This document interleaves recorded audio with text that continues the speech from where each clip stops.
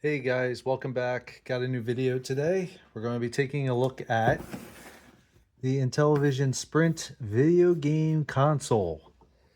It includes wireless disc controllers and 45 built-in games, including Boulder Dash. Yes, a favorite of mine. It's rated E for everyone. And this is the original Intellivision system put into a modern setup. So in terms of, we got HDMI, you can plug it in all your TVs, new TVs. You don't need any more CRTs with RF switchers or anything of that nonsense.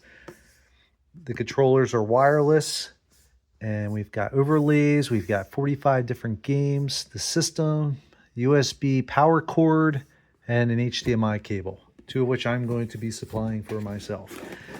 So I just received this as a gift from my wife. I kind of mentioned I wouldn't mind having one. They're available on Amazon at the moment for $149.99. It seems a little high, in my opinion. I mean, I think $100 probably would have been a little nicer. This is kind of a niche system, though. Not back in the time this came out, the Atari 2600 was the big system that everybody wanted to own. So the kids like myself had the Intellivision. And a quick history lesson: back in the day, I think I was probably 7, 8 years old when this came out. And it was my first console next to the Pong system. Before I had Pong before that, but then this came out.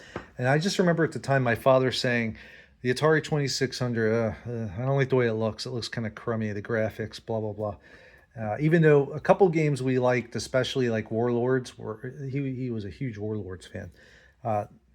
Nonetheless, we ended up with the Intellivision, thanks to my grandmother who spoiled the crap out of me at the time. In any case, I love this thing. This was one of my favorite systems at the time. I mean, there wasn't too many options. You had the Odyssey 2, 2600. So yes, I am an Intellivision fan. So I thought that might give a little bit of a interesting experience based on a lot of these unboxings, because I spent many years playing with this system. I don't have one any longer. My system I had from years back was involved in a flood and destroyed every game except for one, which I will show in a little bit. Spoiler alert. But we're going to take an unboxing of this first. We're going to look through it, and then we will show it off on a monitor and see how it plays. Before I get a comment saying actual video starts here, let me get moving here. It's an interesting box. It's not too bad. It's kind of not much to it. Just to let you know, I have not opened it, but I did slice this off beforehand just so it'd be easier to get it open. On your mark, get set, play. Funny thing about this is this was created by Atari, and I'm hoping that they did a nice job with this. We will find out in a few minutes. So let's unbox to see what we got. And oh, I like that way that smells. Got a nice little smell. You get. I don't want to bend this too much here. Let's see if we can. I would like to try to keep the box to a point. Like I said, this is a bit of a fringe system. I don't think you're not going to be able to just go down and pick these up at, the local, well, what's left of GameStop, or like a Walgreens, or there's really not many options now. Toys R Us is gone, Target, I guess, Walmart, but. Ooh, yes, look at this. This is honestly, Amazon was the only place I could find it, unless from their official site. So first thoughts. This looks pretty close to the actual size of the system. In other words, this isn't one of your typical minis, like like the Genesis, which was probably you could probably fit in your hand, palm of your hand, these little NES ones. So looks like we got our two controllers. We got a reset button, on and off switch, and which seem a little tighter than the old ones. I remember they were a little loosier back then. And oh, look at that, activate the wireless, I guess. All right, so let's see if we can get this out. Take a look at it. Looks like a pain in the butt to get out. Doesn't really give me much room here. I'm going to set that aside for a moment. And okay, we got a book here, a little pamphlet, quick start guide.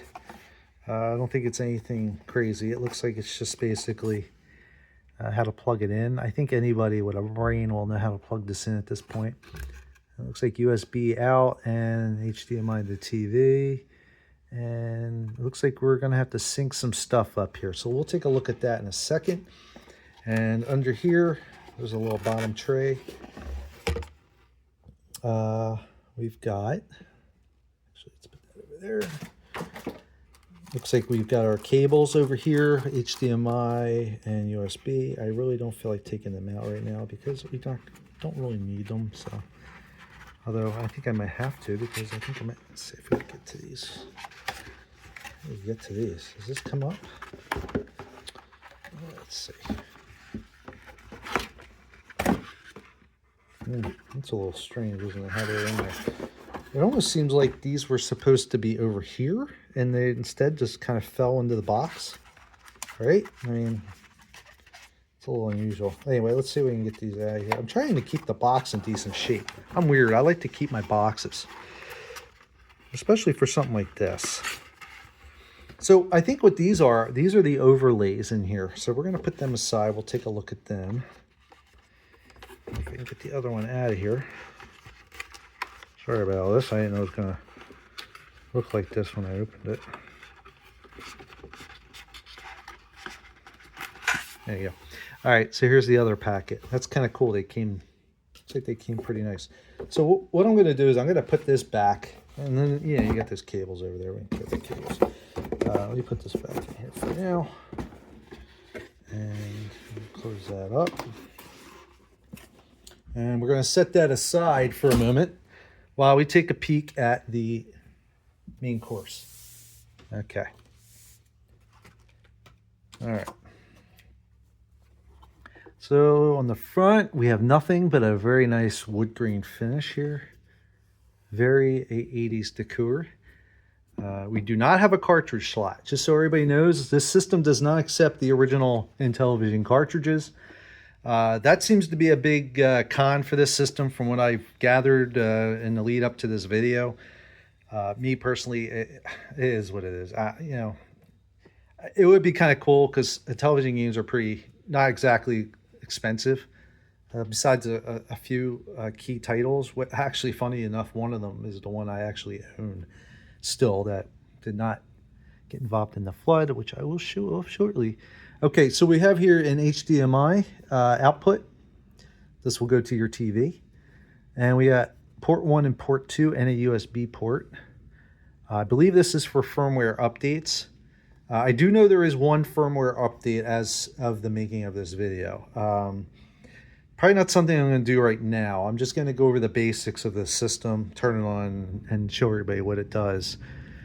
It looks like the update, though, the firmware update adds high score save to certain games, which the original system never had. So that's kind of a nice little perk. It looks like these are the sync buttons for the controllers. And then we have USB-C for the power.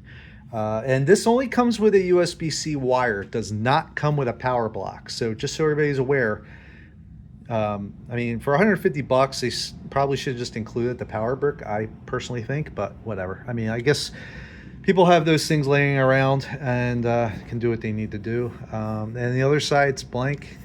And once again, on the back, we got another nice little wood grain look here. So underneath, we've got some rubber feet right here and down here. And we've got, what's this say here? By the way, this thing's pretty light. It's probably just a big open box. And it's made by Atari. And from what I understand, this is running one of the main Intellivision emulators out there right now. It's escaping me, right? To be honest with you, the name of it. I know it's pretty bad. I should have maybe done some research on that. But it is not an FPGA system, in other words. This is actually using an emulator. And in that respect, it kind of stinks that it doesn't have a cartridge port. Because it'd be cool to go to a couple game shows and grab. I mean, I see Intellivision games dirt cheap, and it'd be nice just to throw a cartridge in to really complete the experience. But I'm not gonna hold it against it. So here we got these controllers. It looks like it's a USB-C, USB-C, which is kind of cool because you don't have to charge them separately. You could just plug them in here to charge them. It looks like, and this, I mean, the size and shape feel good. The buttons are definitely nicer in terms of their clickiness. I remember my originals, the side buttons were a little mushier, and I used to drive me crazy. Um, the trackball or whatever, the disc still spins, but not as loose. And it also feels a little clickier than I remember. This is feeling maybe a little clickier. I haven't used one in a while, but... And then you got your dial buttons, which are these, you know, almost like... It always reminded me of pushing in the bubble wrap in a way, the buttons, when I was a kid. So it looks like it must be searching for the system right now, so that's what that blue light's going to do. Got a little rattle in there. So, I mean, it's serviceable, it's pretty cool. It looks like that just snaps in there. That comes out, that snaps in. And yeah, that's kind of neat, actually. It's a neat idea. It's kind of like, because if you have this thing plugged in, you're thinking, you know, this is going to be charging your controllers while it's plugged into the wall and everything. So that's kind of cool. It's all in one little thing. And yeah, I think that's pretty much all there is to it. Like I said, the reset button, I mean, it's solid and clicks, but this is, these don't seem as loose as the old systems. These seem a little tighter, which I'm not against that. I kind of like tight feeling clicky buttons in a way anyway, depending on what I'm doing. But yeah, I'm actually surprised at the size of this. I expected it to be a little smaller. Much like those, some years back, was it at Games? I even looked at the Coleco one. They put out their own little versions of a Coleco and an Intellivision, the flashback systems. And I think they were definitely smaller. I mean, I think that may have been about here in terms of size. So, all right, anyway, that's about it for the unboxing. We got this here. So, wait a minute. Yeah, I got to show you these. Let's see. Please remove overlays, protective film before use. So these are the overlays. So what's kind of cool about this whole system is the 45 included games that come with it. They included overlays because it's totally something I totally forgot to skip upon, but I figured I was going to maybe show it in the next part of this video. I'll just do it now. So back in, what you do is every game you got with this system, you had the cartridge, you had an instruction manual, and you had 2 overlays, usually 2. I think I've seen instances where you only got 1. I think that's mainly because some games were just 1 player, and actually some games didn't have any overlays at all, if I recall. Some of the, not the Mattel ones, but a lot of the games that were made by some of the third parties. And I know that for a fact. Like, I don't remember getting overlays with the Parker Brother games, such as Frogger and Cubert. And I also don't remember, like, Empire Strikes Back. None of those included overlays. I mean, at least in my experience. So let's look at this. Like a deck of cards here. Let's see what we got. Okay. Oh yeah. Oh man, this is bringing me back. So it looks like there's a film on here to keep these from getting scratched up. But they look great. Wow. They're a little thinner. They're a little thinner than the old ones, and the old ones had a bit of a texture on them. And just even with this film on it, I can tell these don't have that texture. I think I know what's going on here. This is one set here and one set here. Like each set of these is in its separate box. So technically I only need to open one of these. I think that's what's going on here because I'm only seeing one overlay. All right, so we've got here, you already heard of that one. Triple Action, that was a fun game. I'm gonna go over the games later, but what you would do is you take these are some of the games that are included with the system. Sub Hunt, yeah, I'm recognizing a lot of these. Snafu's basically Snake, yeah. Utopia. Utopia is like the first really RTS type style game ever created, from what I can tell. Astro Smash, that's a classic. But what would we do? What we do is when you get these games, you would take this and you would insert it right here inside here like this, just like this, and it should go down even further. There you go. Yep, fits right in there. It's pretty cool. And what would happen was, you know, it would line up with these keys underneath, so you would know what button did what in each game, and every game was different. I mean, so for instance, this is a simple one. You just had options, 1, 2, 3, 4, enter, clear, whatever in direction. Um, and you could see on the side, you'd have fire, accelerate, start, brake for these side buttons. So these are very helpful in terms of you knowing what you were doing in the game and what buttons did what. Because otherwise you're just left with what looks like a cell phone kind of thing, right? But anyway, we're going to get into that a little more in the next part of this video.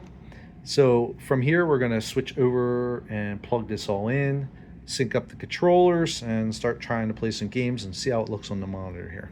All right, see you in a second. Okay, so we got the TV on. We got it all set up here. I'm going to flip this into HDMI, and I have it plugged into the back. So all we need to do now is plug the HDMI cable into the back here.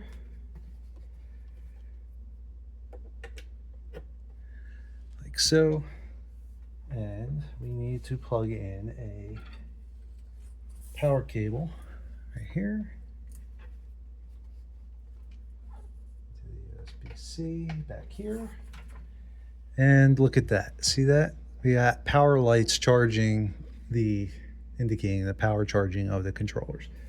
So that's pretty cool. Let's see if we can get all the wiring out of the way here. All right.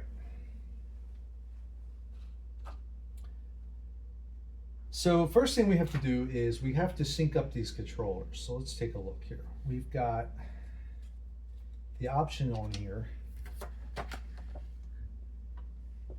Power on console, press any key on controller, okay? So let's pull the first one out first here and see what happens. And now we're gonna flip it on.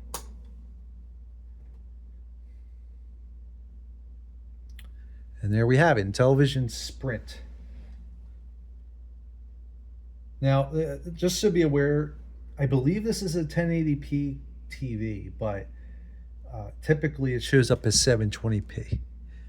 So, I mean, it looks decent enough for me. This is my little Sony Bravia that I picked up from Goodwill, and I love this little TV. It's an LCD. It's, an earlier LCD TV, but it's got every input known to man in the back, from coax to HDMI to component, you name it, VGA.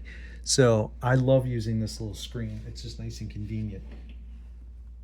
So we're going to set this up here. Let's see, we're going to press any key on the controller and press and hold sync button on top of controller until LED flashes quickly. So there is a little button up here. I don't know if I saw that before. There's a little button over here for syncing next to the USB-C. So let's press that in. It's going fast. And then press and hold sync 1 on the back of the controller, or the console. And this is going to be hard to see, but you can see they're flashing there now. Sync 1 and sync 2. So we're going to push sync 1. I think you got to time this, right?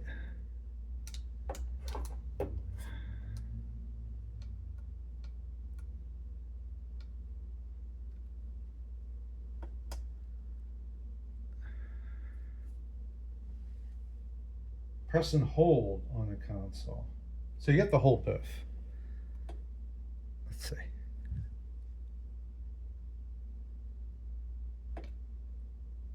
Okay, we're good. We got solid blues on both right there. Okay, cool beans. All right. Luckily this thing's not heavy.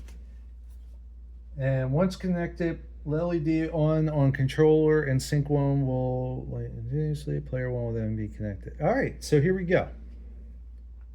Look at that. There you go. Left and right. And show controls, enter game is start. 1 for show controls.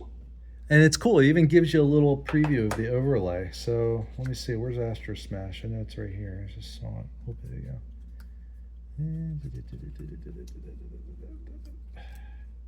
There it is, Astro Smash. So let's pull old Astor Smash out. And well, let's hit clear. But see, it matches right up with this overlay. So that's kind of cool. It's got, even if you don't have any overlay, at least you can kind of consult with this before you start the game. So let's see what games we got here. All right. So as I was saying to my wife and even my father before I made this video, the list of games is pretty much the typical boring stuff that, boring in terms of the big hits I used to play are for the most part not on here. Astor Smash is a good one. That's one of the ones I used to play all the time.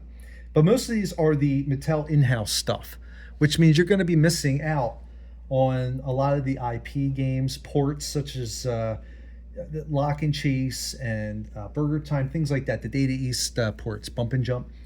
But the other big offender is you're going to be missing out on games from this amazing company called Imagic. Now, Imagic is a splinter group that broke off back in the Atari early 80s era from Activision to form their own company because they were getting tired of how they were being dealt their cards through Atari. So they made this little game group called Imagic, and they put out some really fantastic games. They only put out a handful of games, but they were great games for the most part. Games like Atlantis, Demon Attack, Nova Blast. There's a couple oddballs like Dracula. But stuff like a Demon Attack and Atlantis were also on the Atari 2600. They were multi-ported games.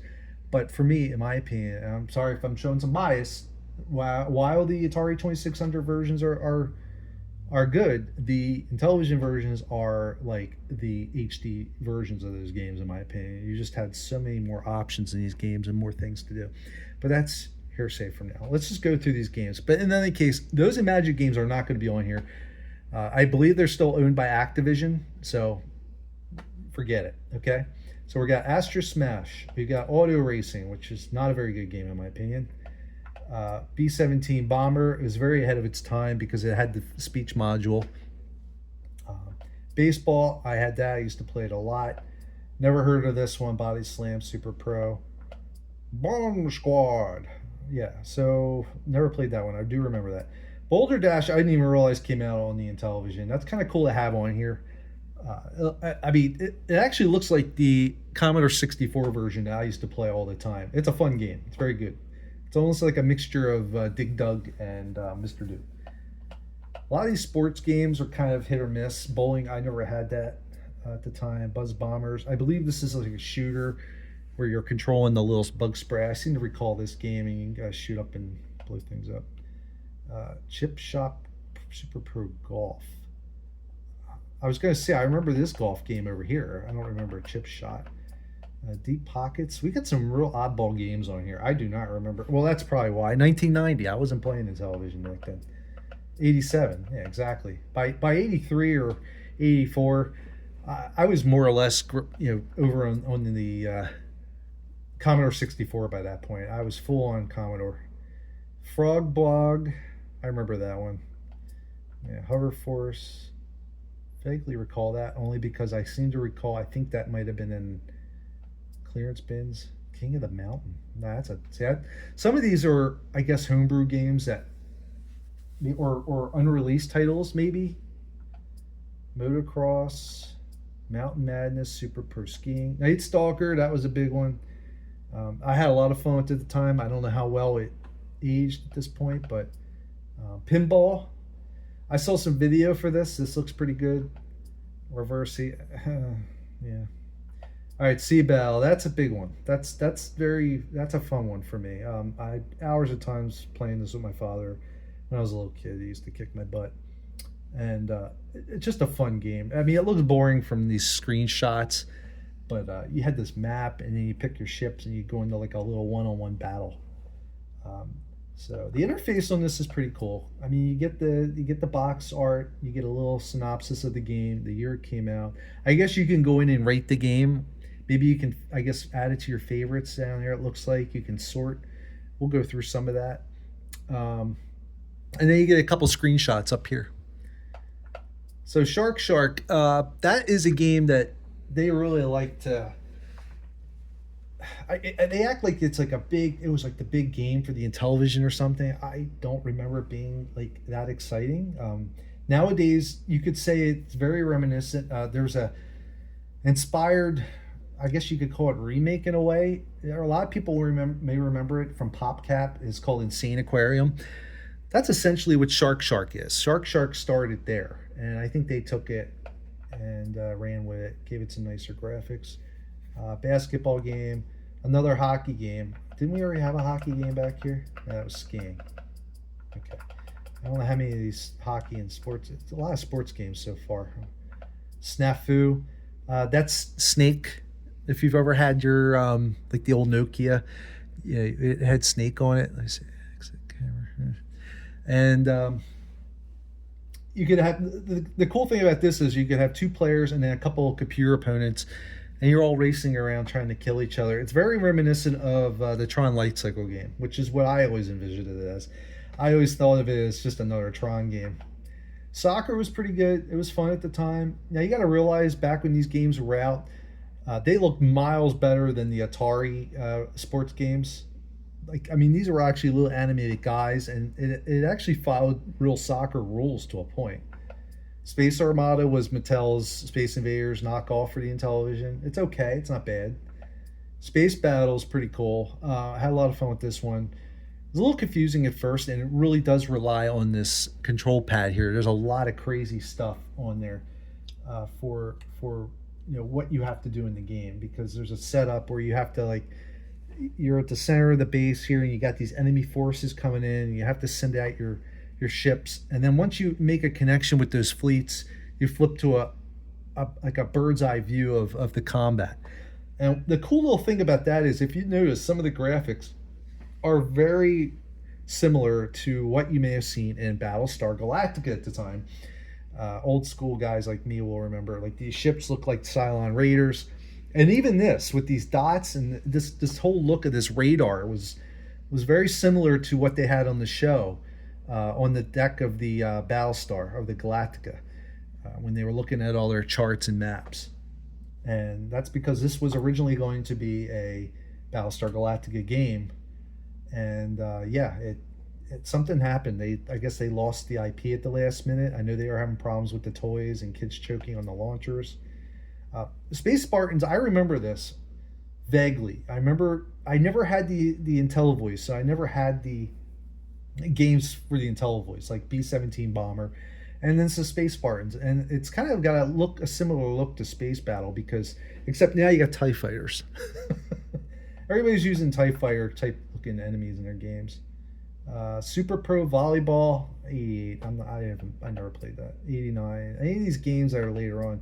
Star Strike, I seem to recall this one. I think my buddy, I had one friend with an Intellivision, and I think that's where I played Star Strike. And there was also a game called Starhawk, which I'm actually shocked isn't on here.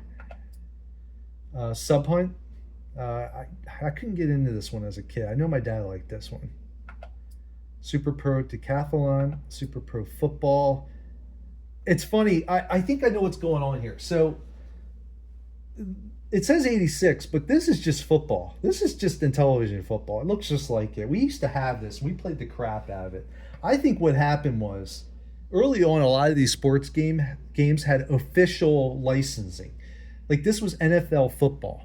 And I guess, obviously, by that point, they lost the NFL license and they didn't want to re-up it. So instead, they called it Super Pro Football.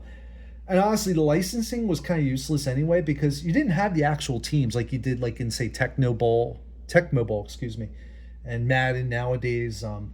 Back then, it was just pixelated guys, and they used the NFL and the MLB licensing purely, and NBA purely, just to show some, like, status, like to say, hey, we mean things. We're serious here. This is a serious sports game for the serious fans and game viewers of the sport. I don't know about Takeover. Never heard of this one. Sorry, I can't comment. I'm not going to probably be playing every single one of these games either.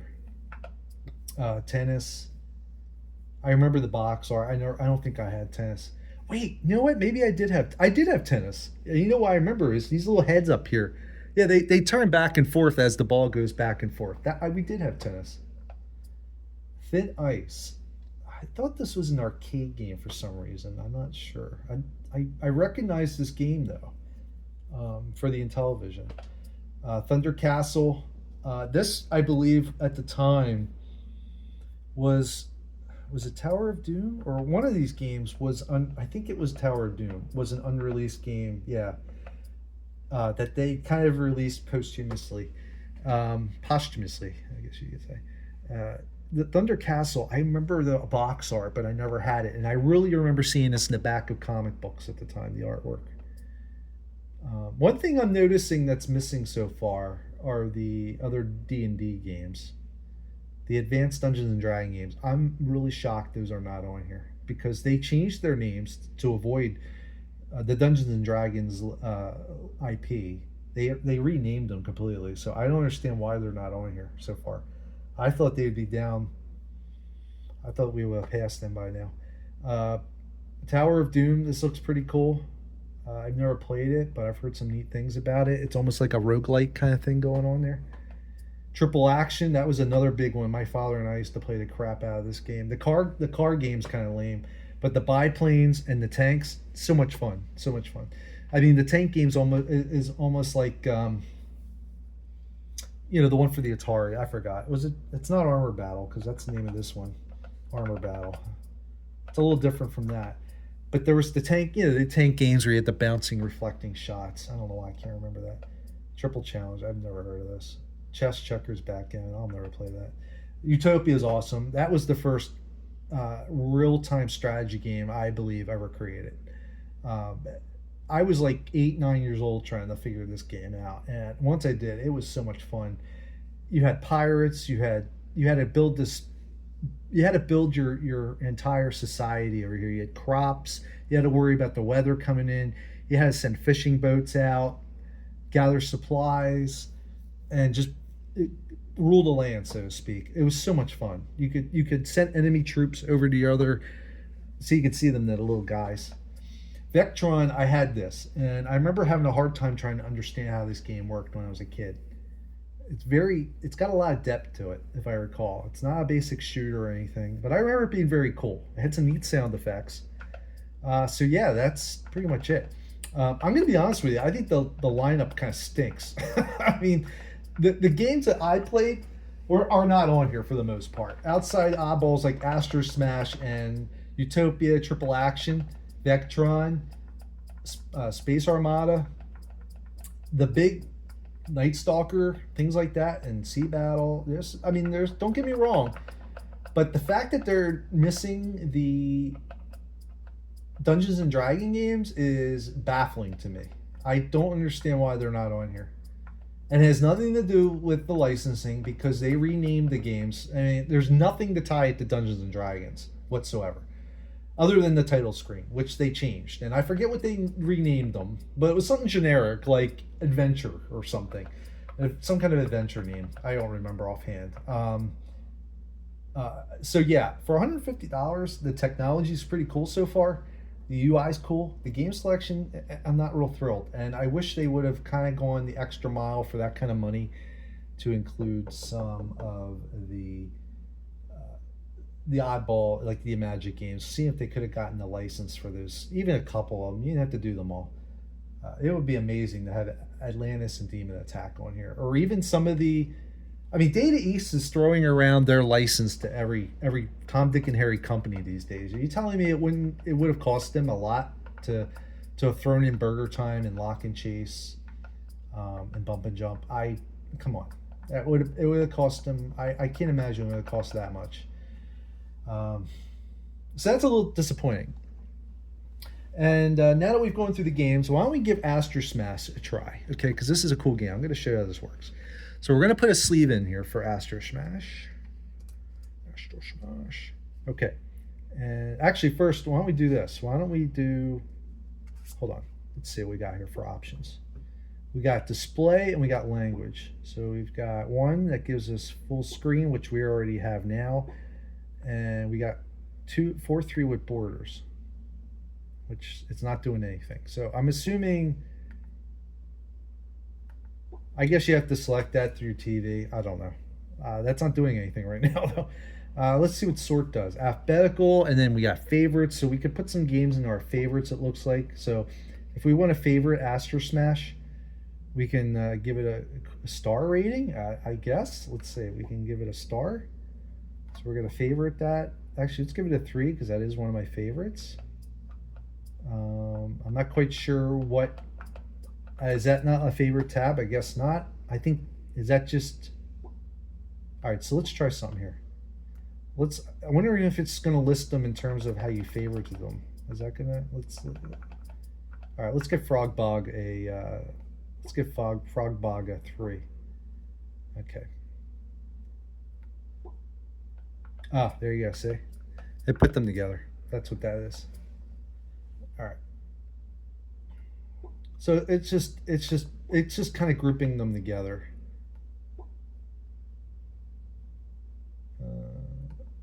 That's kind of weird. Like how you supposed to clear? It says clear it, but let's just do alphabetical. All right, there you go. All right, I know I talk a lot. I'm sorry. Just excited to talk about this thing. All right, so we're gonna start this game, Astro Smash. Here we go. Finally, you guys in the comments, feel free to leave a link to when I actually start playing. I don't care. All right, we got some Astro Smash going on, and as you can see, we're at the title screen, and I believe to start, we just gonna hit fire. No, there, it died right away. So it's because I'm trying to show you. So you can hit this, and you got auto fire. So now you can just kind of go like this. Now it's kind of a reverse asteroids in a way. What happens is every time one of these rocks, asteroids, meteors, whatever, hits the bottom, you lose your score. The score is going to go down. So you don't want to. You want to try to blow these up as much as you can, because I mean, your score actually will get into the negatives, which I already got to. So far, back and forth, the controls feel fine. It still has that kind of odd... It's hard to explain unless you're playing it. The Intellivision always had this kind of clunky feel to it, where everything never really felt smooth. Everything had a little bit of just a little bit of a stutter. I don't know if you could see it in the ship. See how the ship's not like... It's kind of weird. Now, those little spinning things, if you let them hit the ground, you die. I don't know if the colors aren't really coming across on the screen very well. Is there any way to pause this? Yeah, there it is. I thought you could pause it. And it's not pausing though. I wonder if I have to turn off auto fire. Single shot.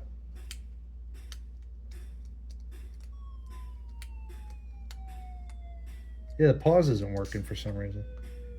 Now I'm going to blow up. Yeah. That's interesting. Yeah, that thing tracks you. Alright, so that's a little interesting. It's not pausing the game. So I don't know if that's an emulation thing or not. Yeah. So anyway, to get out of the game, I guess you have to hit the reset button on the system itself. Alright, one thing I want to do real quick before I forget. So this is pretty cool. So these overlays are great. However, they aren't as high of quality as the originals. They are thinner. They lack a texture. The originals had, maybe not all of them, but some of them had like this, it's like almost like a, I don't know how to explain it. It's not quite rough, but it's almost like a texture, almost like I guess, it almost feels like the controller itself here. Just a little bit of so you didn't feel like your finger was as slippery.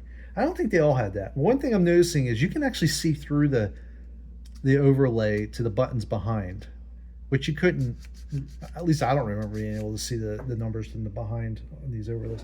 So something I want to try real quick here. I still have one original Intellivision game, and that is Dracula, by the company I was talking about earlier, eMagic. The box isn't in the best shape, but it is one of the ones that I still have left over from childhood that I had mixed in with other things, so it wasn't in the flood. So anyway, this is a good example of showing you what the games looked like, because you had the box, you had a manual, you had the overlays, and you had the cartridge. So here's an overlay, and you know what? This is perfect because this overlay has that very texture that I was talking about. The stock, it's smooth. It's kind of shiny, reflective on this side, but it's smooth and flat on this side. And I want to see if the original overlays will fit. First of all, let's put them side by side here. That's pretty similar to me. And I'm going to say they are pretty much 1-to-1. So I don't see why this wouldn't fit in here. Let's give it a shot. Let's put Dracula in there. Yep, there we go. And you can see it's not as shiny. It's a little flatter. Here, you know what we'll do? We'll take off one of these overlay, these plastic things here, if I can get it.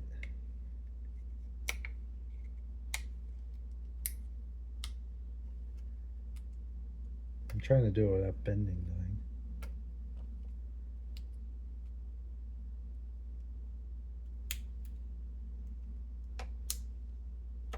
Oh man, this is going to be annoying.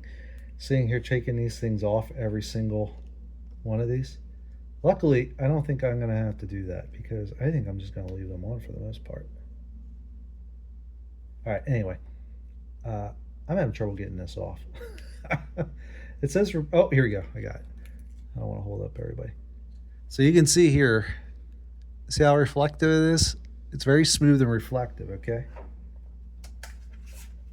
Here's Dracula. You see how there's a little bit of a texture on Dracula? That's what I was talking about earlier.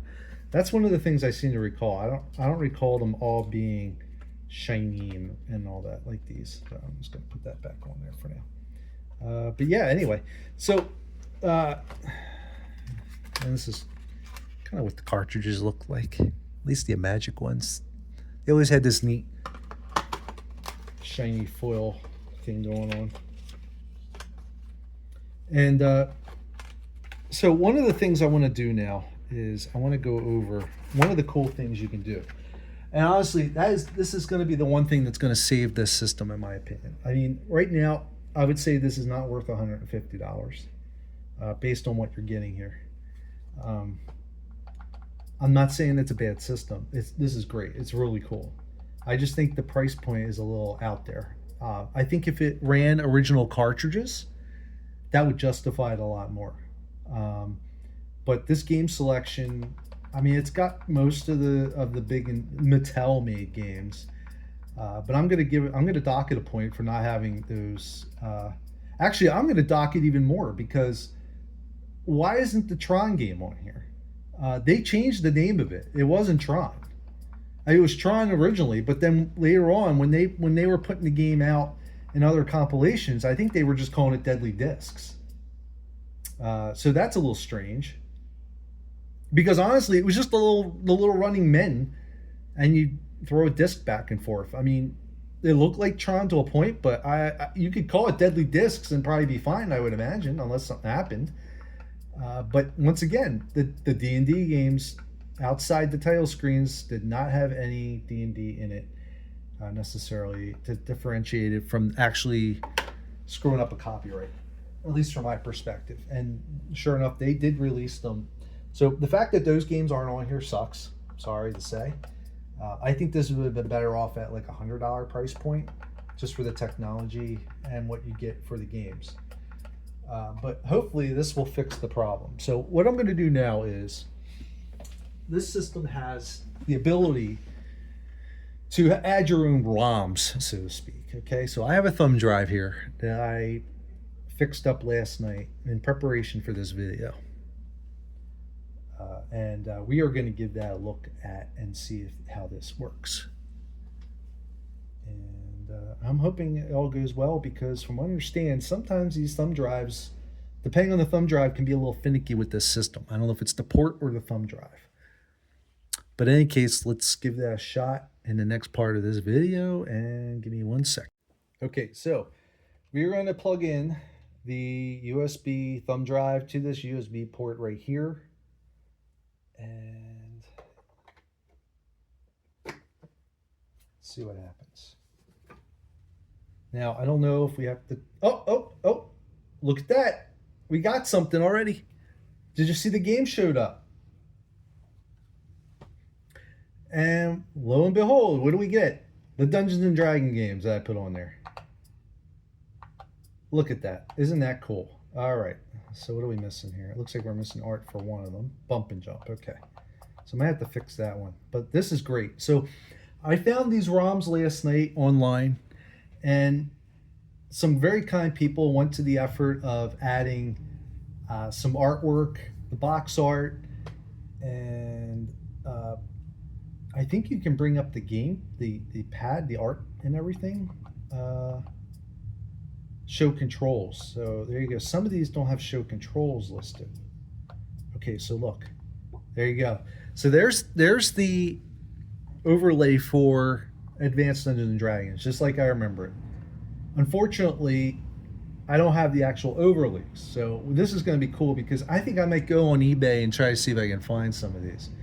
So we've got Treasure of Torment, which is an amazing game. It's 1982. I was barely 9 years old at the time when this came out. I may have been 8 or 9 years old. What's amazing is this is a first-person dungeon crawler in 1982. I mean, this is incredible. There's Atlantis. This is in the Magic game. You can see that box art, okay? See how that matches up, that box art? That's pretty cool. Made their games very special. We got Beam Rider, Burger Time, which is a really, really awesome little port. I really enjoyed this at the time. Funny enough, I still consider this better than the NES version. I don't care what anybody says. I like this version of Burger Time more than the NES version that came out later. Carnival, it's another arcade port. Now, these are the games that I used to play here. These are the big ones. These are the big hitters that I used to play that I wish they could have put on here. I never played this Commando. I'm anxious to give that a shot. Defender, I honestly don't even remember Defender being on this, but it's from 1983. That's pretty cool. The Amazing Demon Attack. Port of Dig Dug, 87. I don't remember that one, but... Alright, now this one... yeah.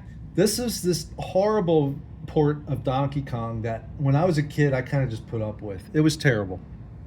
You had a green Donkey Kong, and at the time there was a lot of hubbub that this game was nerfed on purpose because they wanted to make the ColecoVision version look so much better. Donkey Kong Jr., another not very good port, but at the time you kind of put up with it. When you're a little kid, you're like, ooh, ah. Nowadays, So what's great is, though, it looks like some really smart homebrew guys have created a much more redeeming versions of these games out there, and I'm going to try to look into them later. I don't have any homebrew stuff on here at the moment. Maybe in another video I'll do that. There's Dracula, which I still have here. There's Dragonfire. Dragonfire came out on the Atari 2600 and ColecoVision. This port of Frogger was pretty good. Kool-Aid Man, not the best game. I had it because I sent in the proof of purchases at the time. You could take off proof of purchases and mail away for it from the Kool-Aid packets. And then I think eventually they sold it in store, if I'm not mistaken, but it wasn't a very good game. I put it on there just for shits and giggles, nostalgia's sakes. So we've got Ladybug, awesome arcade game. I love this game. Huge fan of it on the ColecoVision. Lock and Chase was another awesome Data East port. A lot of people think this is Mattel's copy of Pac-Man, but no, it's actually a Data East arcade game that was licensed out to Mattel, much like Burger Time. And yeah, they did a really great job. He-Man, this is a really fun game too. And the funny thing is, with He-Man, I know it was sold in stores, but I swear, this was another one I mailed away for. I don't remember actually buying this in the store. I think I sent away for this. I think there was some kind of promotion where you could send away for... I must be misremembering. I don't remember actually purchasing this game. Nova Blast. That was another awesome. It's almost like a Defender type thing going on from the Magic. There's Atari soft version of Pac-Man for the Intellivision. Never played that. My buddy had Pitfall. My one buddy who had the Intellivision had Pitfall, and that was a really neat port from the Atari. It felt really good to have Pitfall actually, because that was one of those games that, you know, was known for being on the Atari, but then they released it on the television. I was like, oh yes. Never played the Popeye port on here. The Nintendo NES version was fantastic. Qbert, this was a great little port at the time. I never played the Intellivision River Raid. I'm anxious to try that. Empire Strikes Back, that was a fun one. Super Cobra, haven't tried that, but that was another Parker Brothers. A lot of these Parker Brother games are really well done. And there's Tron Deadly Discs. I'm telling you, you would. I don't understand why they didn't include it. Tutankhamun. Never played this, but I'm looking forward to trying it. Venture, I remember this one. I didn't own this one. I think my buddy had this. Zaxxon, they did what they could, but yeah, you're not really going to get Zaxxon at home, probably on this system. Even though this was the first 16-bit system, there's only so much you can do. I remember the Commodore 64 version being fantastic, though. But anyway, just this thumb drive alone justifies having this system right now. So when you put that thumb drive in with your games, oh, and then Bump and Jump's back here. This is the other Data East game. I had to go in and rename some files, and I must have missed renaming that one, unfortunately. So I'll have to go back in and fix it. But in any case, this is the only thing that really justifies it for me. If I didn't have that thumb drive with these additional ROMs, like all these games right here, this is what saves this purchase, because these are the games right here. I mean, look at all these games. I mean, I don't know how many games I have here. 1, 2, 3, 4, 5, 6, 7. I mean, there's at least 25 additional games right here, okay, that I owned as a kid, that I had to add myself to this system. And I even joked about that earlier when I was on X. I said, you know, thanks for my wife getting me this, and I'm looking forward to adding the other 60% of games that I actually need to play on this. So this is going to be hard. I'd like to try this and show this game, but I don't have an overlay. In this game, you need an overlay to play this game, and I don't have the thing to show the controls. So what I'm going to do, some of these games are very hard to play without the overlay. Atlantis. I'm going to try Demon Attack. Demon Attack should work out. So let's see if this works. Hopefully this works. There we are. Oh, so great. Okay, this is great. There you go. Yeah, this is great. All you gotta do is fire on the side. I usually just hold this button down for auto fire. And I'm gonna suck horribly when I'm on camera. It's cheesy. You don't even get a break. The moment you come back in, they'll blow you right up. So you got to move right away. You don't have any invulnerability.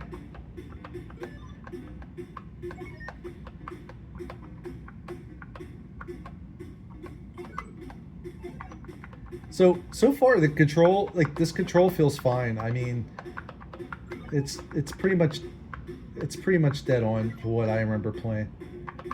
What's great about this version of Demon Attack compared to the Atari 2600 version is this one actually had a boss battle, which is great. You get this awesome looking demonic mothership, which was not in the original Atari version. Now as I'm playing, you can hear the music's ramping up as I go through waves of enemies. And that's because, oh shoot, let me see if I can make it to the boss here.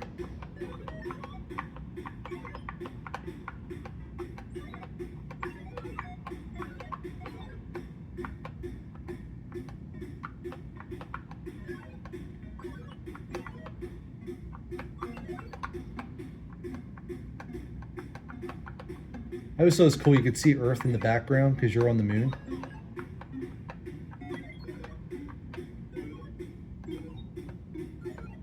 It should be almost there. I think this might be it. Or no, there might be one more wave after this.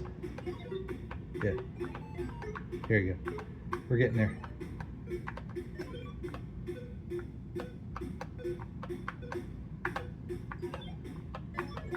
This is it. This is it. Right? Yeah, here we go. Now we're going to take off. This is so cool.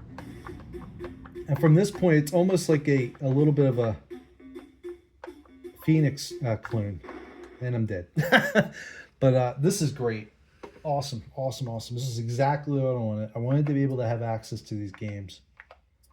So I'm going to put this on, but I'm not going to be able to really play it. The controls, I just don't, I'm going to need these in front of me to see. I mean, you got weird stuff like count arrows and exit. And I'm going to have to get the overlay for this game.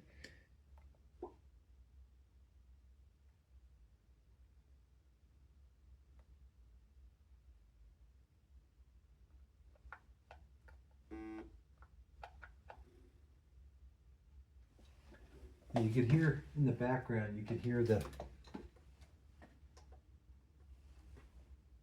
hear the dragon.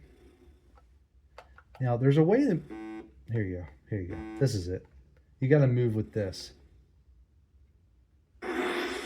So from here it becomes almost like a little roguelike, okay? People who played like Temple of Apshai on the Commodore. All right, that sound means there's a bat nearby. See, the controls are clunky, but they were clunky back then too. Now, there you go. So you guys shoot them with your arrow using the directional pads to aim. Okay, you move them with this. And the only problem is you gotta go and find additional arrows. Okay.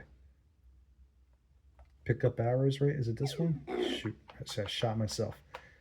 I don't remember how to pick up the arrows. There you go. This is cool because see this? These are footprints. That means there's an enemy nearby. So he's either over here, and as you get closer, you can hear the dragon. All right, so we're gonna go back here. Now, some of these guys don't kill you. I think they just slow you down.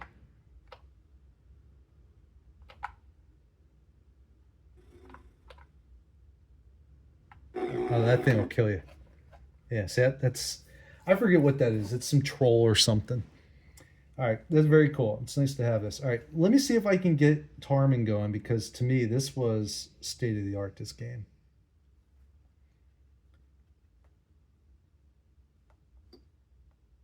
See, I don't have the freaking thing in front of me. There you go. Here you go. Look at that. Everybody likes to talk about how, like, Fantasy Star was ahead of the time with its. That's the default Intellivision bad button push. I don't remember how to pick up things because that's some kind of item you can pick up down there.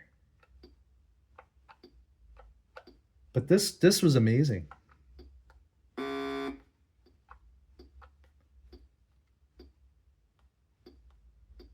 All right, that's my... All right, that tells you how many arrows you have, I think. I don't remember how to open the door. It stinks. See, I just don't have the thing in front of me. So it's hard to play, but the graphics at the time were just amazing. That blew my little mind away. Let's try Burger Time. And that's easy because you move around, you got pepper. Yeah. All right, so we're going to start that.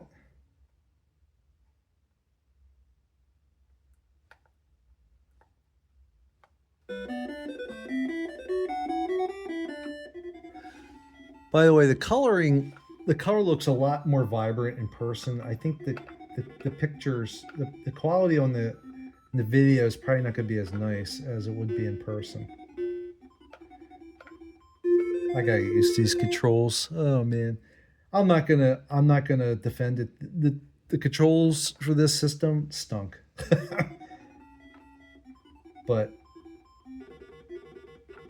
it looks like in the back you can plug in other. It says port 1 and 2, so I'm under the impression you're able to go and plug in a different. There's pepper. You can plug in maybe a third-party controller, if I'm not mistaken. That gives you more pepper.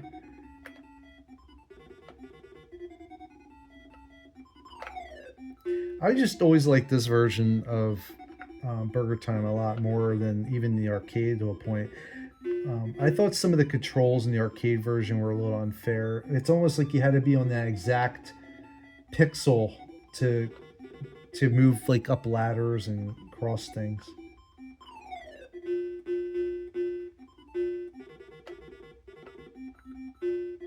Let's go over here real quick.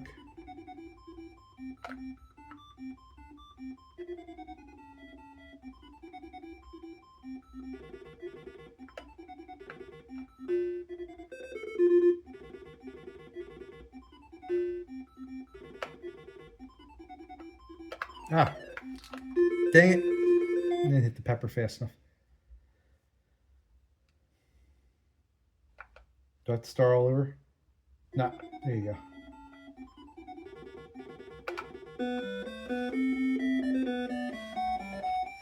Very cool. Now, I think there is a homebrew version of this that where they randomize the levels and make the levels a little more detailed. And let's do this. Let's play some He-Man, man. Let's play some of this. Let's show the controls. See, this is the problem. You got fire, shield, bomb. That's fire, bomb, and yeah, fire and bomb. I mean, it's a kid's game, right? It can't be that hard. The music's awesome. It really pumps you up at the beginning.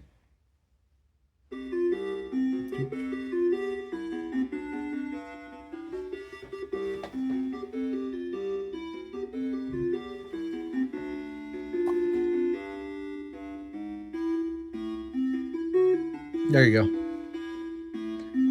That's a lot better with the lighting. Love the music.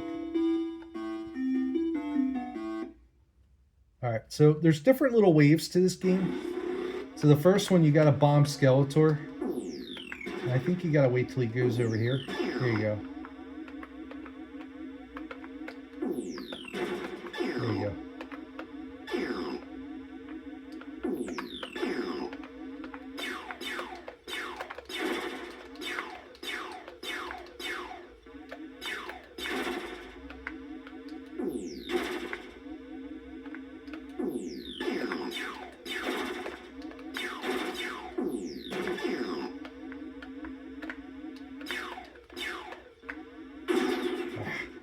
I gotta get used to these controllers, because I mean, when I was a kid, man, I was freaking. I got to the point where I got bored and shut it off because I was doing too well. Now I'm rusty as anything. It's like riding a bike to a point, but yeah. Yep. I'm so used to being able to see the lighting keeps going back and forth.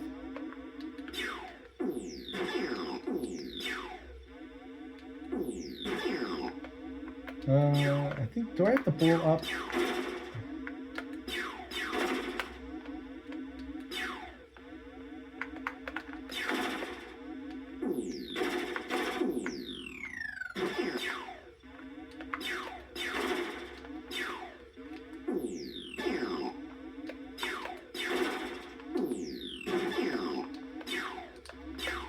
Yeah, I think there's like a mile thing over here where you get to the end of it.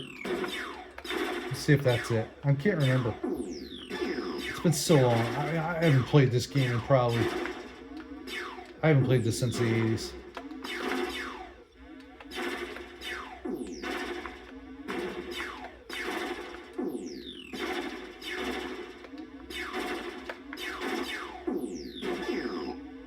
There you go. So now you land. And now you get a different... There's going to be a different... There's like, I think, 3 different sections to this. So now I got a shield here. And I got to get to Skeletor before the time runs out. And you can bounce... You can deflect them. Oh, there you go. I got to get the power sword. Shoot. Yeah, and that pushes you back. So I got to get the power sword.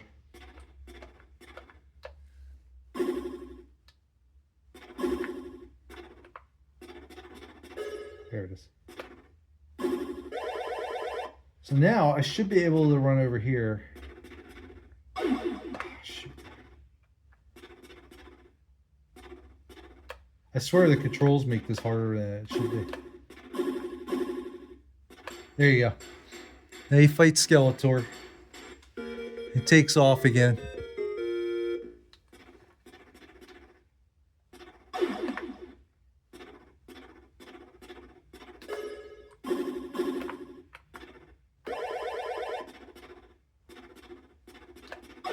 Ah, I'm hitting the button, come on.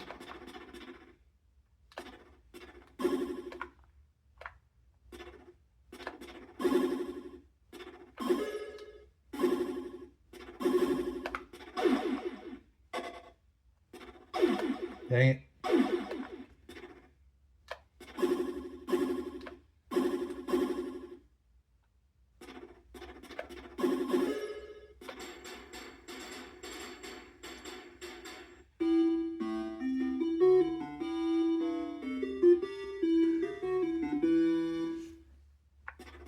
I think this might be the last level for this, but see, I only have 13 seconds now, and yeah, I'm in trouble. There you go.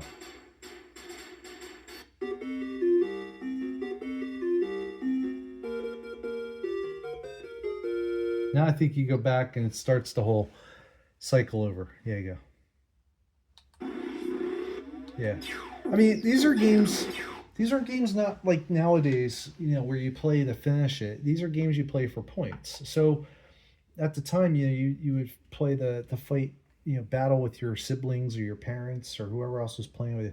All right, so let me see here. I'd love to. So Atlantis is weird, okay? So that's the level, easy.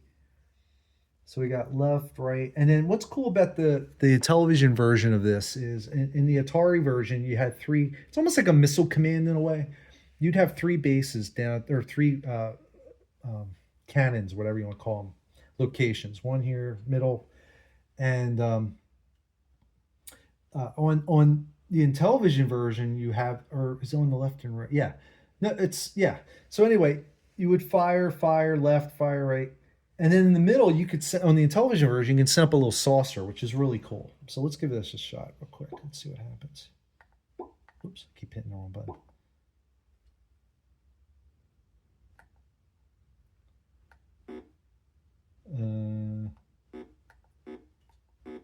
Look, I already forgot the thing. Hold on. Why? I don't remember seeing players. Let me see.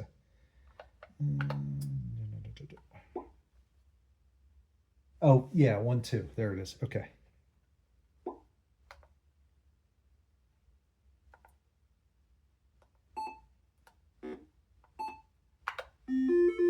Okay.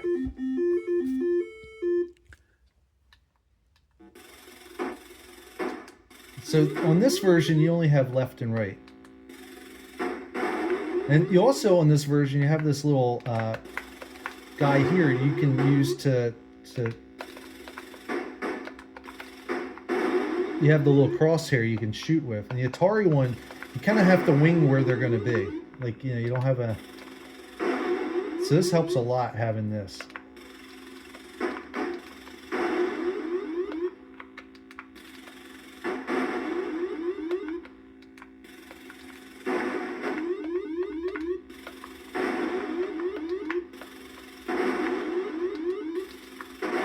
They're going to go with the TIE fighters again, right? So every time you miss one, they get lower and lower, and they're going to zap your city. You don't want them to blow up your city. So as they get lower to the horizon area, they will zap your city. So you can't let them get down there to the bottom. And the other thing is, you're going through a day and night cycle here. You start out in the morning, then you get the afternoon, and then you get the evening. And the evening's crazy because it's all black, and you have to find your enemies via a searchlight. So here, if I do this, I could send this little saucer out. And see the saucer at the bottom? It's got, you have fuel, a fuel tank down here. There you go. And when you bring it back in, you can recharge. This is just an excellent game. And this is why Magic was just, they were the wizards, I'm telling you. I mean, it's just sad that these are not on the actual system as part of the package. And I don't know, hopefully we can get some kind of a, I don't know, maybe somebody can respond and tell me why that is. Like, I'm assuming, back in the day, I know Activision had rights to these Magic games. I don't know if that's still true. If somebody wants to comment and let me know why or how, or because like I said, this is a cool system. But I am not sure I agree with the price point at this point, based on the fact that a lot of these games just aren't in here. I mean, it's a lot of just the Mattel stuff, and it's really a shame that they couldn't get some of these games to really showcase what this system could do. Because these are deep cut kind of games, in my opinion. These are the games that I thought really made this. Now, this game is like riding a bike. I mean, I'm having so much fun. This is so much a fun game. Excellent game. Wow, I gotta fix bump and jump. Bump and jump's great though. Let's play it anyway. Let's get it going here. See, Mattel, they pulled a Sega Capcom thing, where with the Genesis. If anybody who's a Sega Genesis fan, will remember early on Sega put out Ghouls and Ghosts. They put out Strider. They put out Mercs, and I think there was one other. What's the other Capcom game? But anyway, they took them and they reverse programmed them, because Capcom was really not able to make games specifically for the Genesis, if I recall correctly, only because they were kind of in the hands of Nintendo at the time. But them allowing other companies to take their license and reprogram games, that was fine. And I think what's going on here is Data East just gave Mattel the rights to go back and make their games. And this is such a good one too. I love this game. It's a great little port.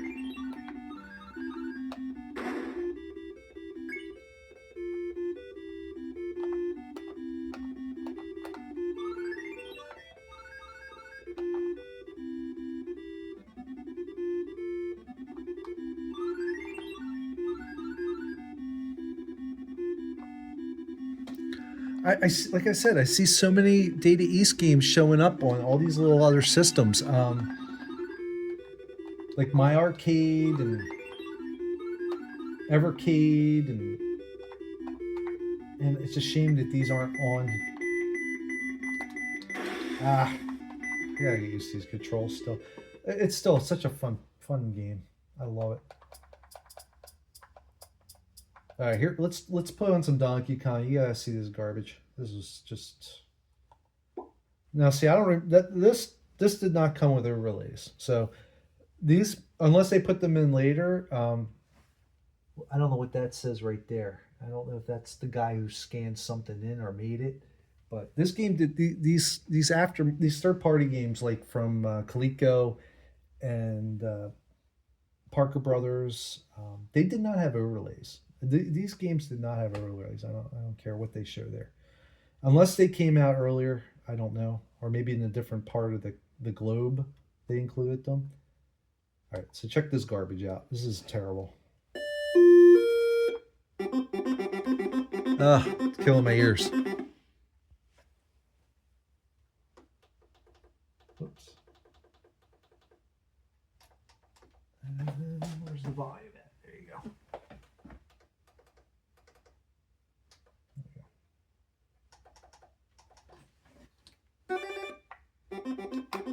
Yeah.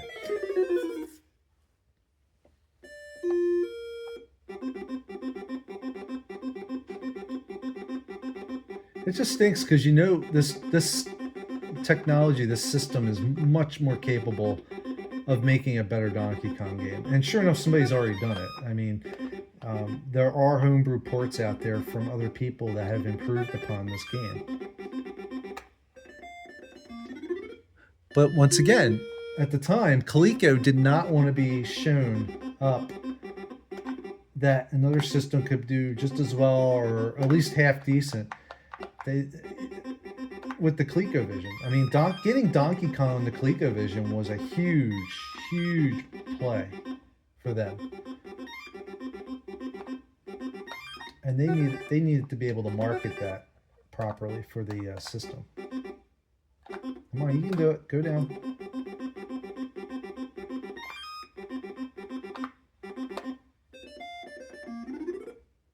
And it just keeps going. What I used to do when I was a kid, it's a little hard to see on here, I guess, because of the color. But he's green. So what I would do is I would go into the TV. It was an old CRT, obviously, and you'd be able to go down to the controls, and you'd be able to adjust the tint and the colors. So I used to mess around with the tint and colors. So the girders would look a little less red, but Donkey Kong would look a little more brown, just for fun. Let's try Dragonfire, because I always like Dragonfire. And I think I had this on the Intellivision. It was either I played it at my friend's or I had it. I can't remember. The problem is I don't have an overlay. So I don't know how to put in players. There you go.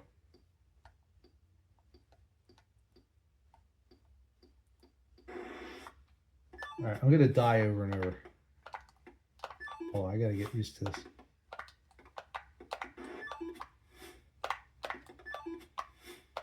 I mostly played this on the Atari.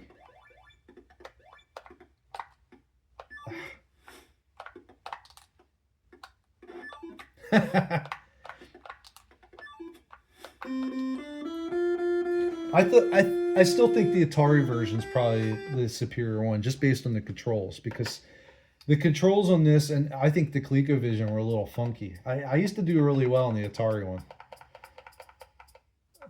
I'm not even going to bother with Kool-Aid Man. They'll put everybody to sleep. But I do want to see if I can do Ladybug. Let's see. So we got players and enter. Okay. That's all there is to it, because this one, it's a maze game. So you're pretty much just running around. Oops, keep doing that. You just want to keep doing you're just running through a maze here.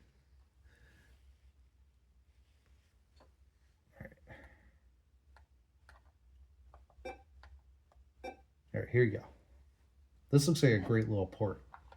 This was another game I wanted on for the ColecoVision. I must have not realized it was out on the Intellivision or something at the time, because I didn't find out that it was on the Intellivision until much later.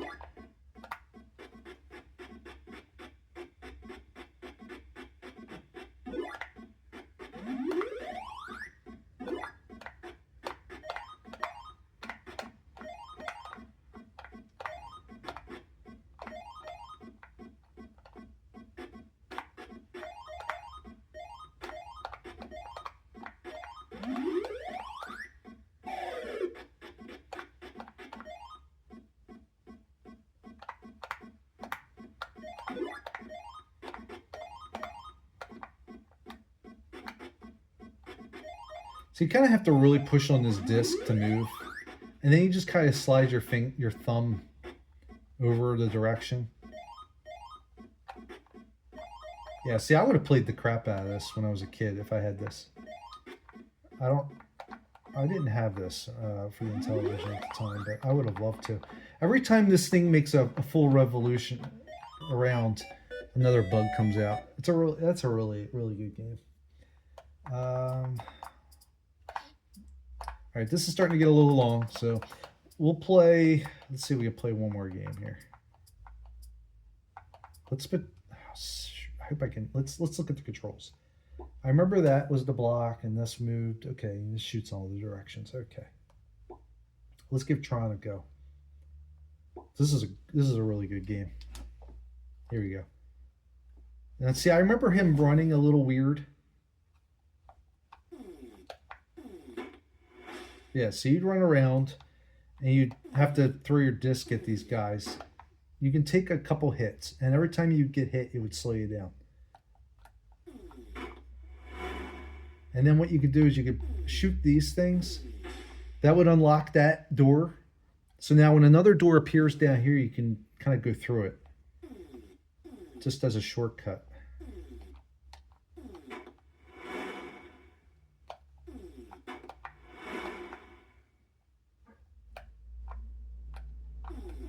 What I used to like to do is when they came out, sometimes if I was near them, I could just buzz all three of them before they even had a chance to come out of the doors. Oh, come on. It's a fun game.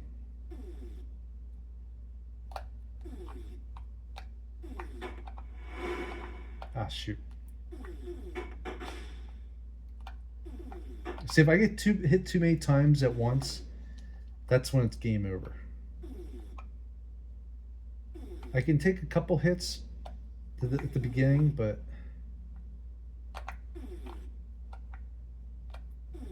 I'm gonna have.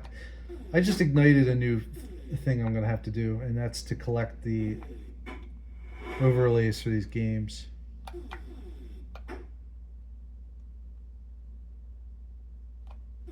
Oh, come on. No.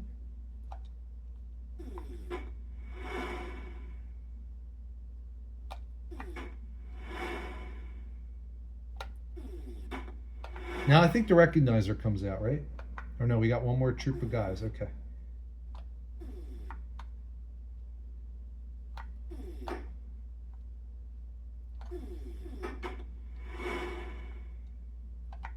Now I know you can block and you can break their discs. Let's try that. Hold on. Let's see if we can get to where I can block one.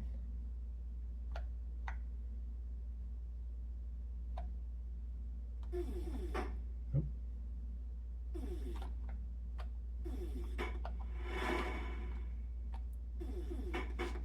Nice. Okay. And now I think is it the recognizer coming? No, not yet. I swore it was like every other level. Oh wait, I know what I have to do. I have to open these up. Then he'll come out. I think that was it, because he'll come out and fix your doors.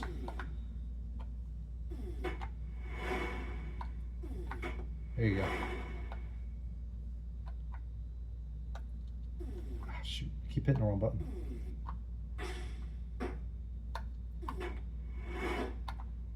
No, come back to me.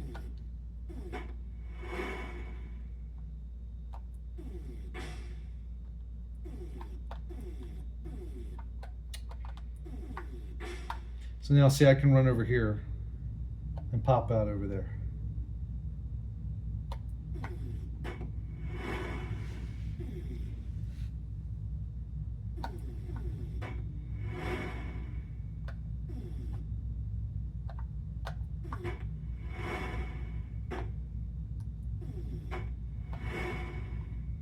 Yeah, here he is, because I made that connection. All right, this is going to be tough, but if you line this up dead on, when that turns white, shoot.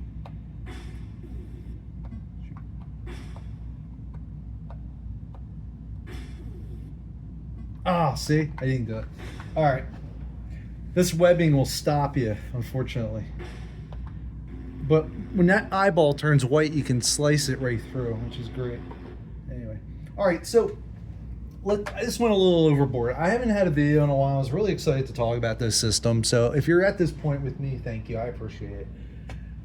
If you don't want to watch the whole thing, I don't know what to tell you. I'm having fun with this. And so in the end, here's my final analysis for what I think of this thing. Okay, the hardware is awesome. It feels great, plays well. The controls are just as janky as the originals, because honestly, these controls were kind of lame to begin with. These are just as bad. I don't think they're improved. I mean, and that's not a downgrade to my. And if anything, they might feel a little better, to be honest with you. But the controls are fine. They're functional. So just realize what you're getting. Okay. The equipment seems great. It's synced right up. I think this is great. How you just plug this right in like that, and now it's charging. We're synced, but at the same time we're charging here, which is great. Very cool. The buttons feel fine. The fit and finish seem nice. It's not very heavy, but obviously that's because it's not full of electronics. I mean, there's not a lot in there. So the games, the emulation seems fine. So here's the problem I'm having. $150, you can't use your own cartridges. You're missing a ton of these IP games here, which have already been re-released without Dungeons and Dragons or in other compilations in the past. We have had games like Atlantis in past compilations. The fact that these are missing kind of stinks. The Sega stuff I kind of understand, and some of these games, who knows where the rights lie. Tutankhamun is a Konami game, for instance, so I get it, why that wouldn't be in there. Data East stuff, though, I mean, I don't know, man. It seems like that should have been there. Obviously, you're not going to Donkey Kong Jr., but the lack of a Magic, lack of Data East, kind of stinks. So if it had those games and a cartridge port, I'd say $150, great. So $100 would have been a better baseline, in my opinion, for point of entry. Hardcore guy like me, I mean, the reason this is working is because of that thumb drive. If I didn't have that access to that thumb drive to be able to put my own games on here, then this was a bit of a wash. I would have never even considered this. So that said, $150 and you can bring your own thumb drive with all your games. As an Intellivision fan, I say go for it. $150, you don't want to bring your thumb drive and you don't want to play around with ROMs out of the box? Absolutely not. I don't think it's worth the money. So for me, it was worth the money. This is great. I'm really having a good time with it. But there's two different types of people this is going to be for. And obviously, I think deep down, only the people that have any kind of nostalgia or need to play the Intellivision are the ones that are going to be buying this system. But at the same time, if you don't have the technical know-how to get these games and put them on here on a little thumb drive, then that's gonna be probably a big turning point for you if you want to swallow the money pill for this. So one thing real quick before I flip off, let's take this thumb drive out and see what happens. It goes back to the box default games. So I'm going to tell you right now, I'm going to spend a lot less time in this menu than I will the other one. I think what I'm going to do is I'll probably take the games I enjoy from here and just put them on a thumb drive and just call it a day. Because 80% of these games here, I don't really have any interest in. Night Stalker, Pinball, Sea Battle, Shark, Space Battle, Thunder Castle, Tower of Doom, Utopia, Astro Smash.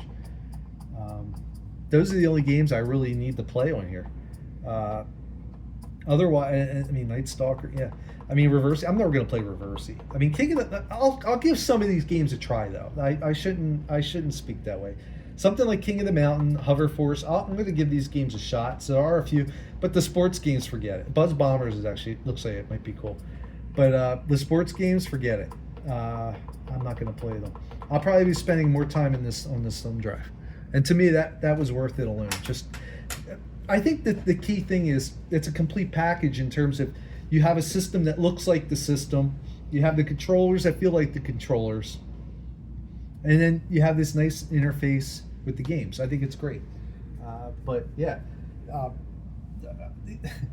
the sports games, they were fun when you were a kid, and compared to the Atari stuff, but a lot of sports games in here, which I'm not a fan of. But yep. So once again, for $150, as long as you can bring a thumb drive and load it up with those games that are missing and the homebrew stuff, I think that is really enticing.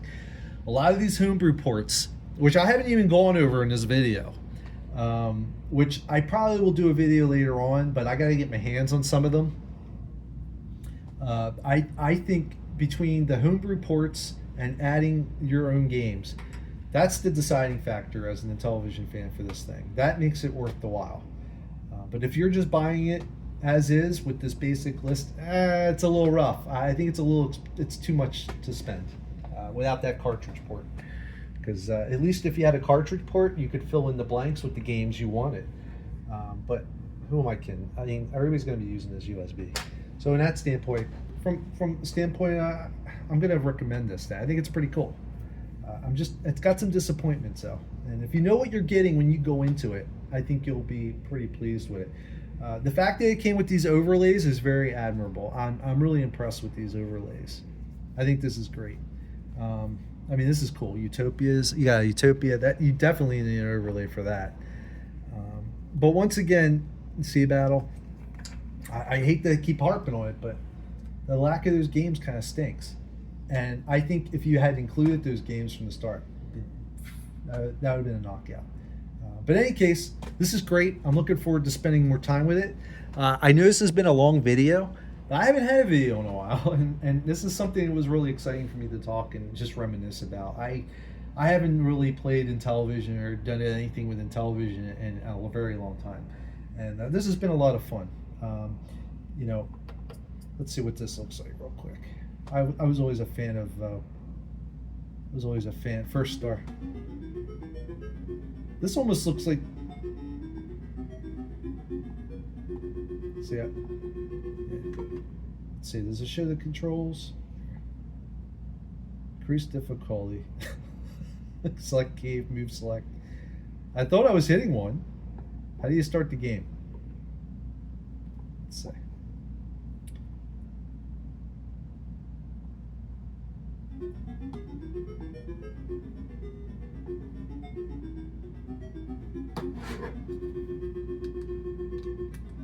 There you go. You have to hit the side button.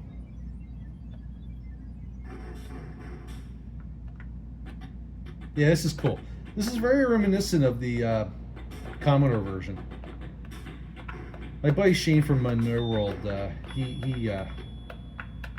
think he was a Boulder Dash fan. He'll know what I'm talking about.